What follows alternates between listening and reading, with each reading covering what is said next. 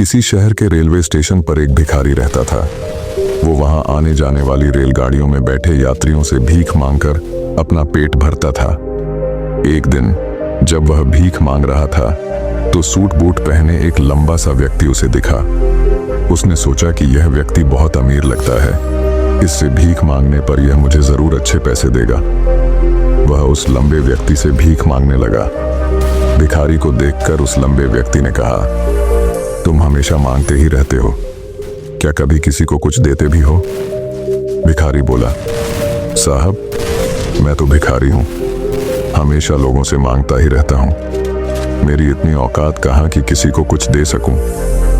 लंबा व्यक्ति बोला, जब किसी को कुछ दे नहीं सकते तो तुम्हें मांगने का भी कोई हक नहीं है। मैं एक व्यापारी हूं और लेन देन में ही विश्वास करता हूं। अगर तुम्हारे पास मुझे कुछ देने को हो तभी मैं तुम्हें बदले में कुछ दे सकता हूं। इतना कहने के बाद वह लंबा आदमी ट्रेन में बैठकर चला गया। इधर भिखारी उसकी कही गई बात के बारे में सोचने लगा। उस लंबे व्यक्ति के द्वारा कही गई बात उस भिखारी के दिल में उतर गई। वह सोचने लगा कि शायद मुझे भीख में अधिक पैसा इसीलिए नहीं मिलता क्योंकि मैं उसके बदले में किसी को कुछ दे नहीं पाता हूं। लेकिन मैं तो भिखारी हूं, किसी को कुछ देने लायक भी नहीं हूं। लेकिन कब तक मैं लोगों को बिना कुछ दिए केवल मांगता ही रहूंगा? बहुत सोचने के बाद उस भिखारी ने निर्णय किया कि जो भी व्यक्ति उसे भीख देगा उसके बदले में वह भी उस व्यक्ति को कुछ जरूर देगा।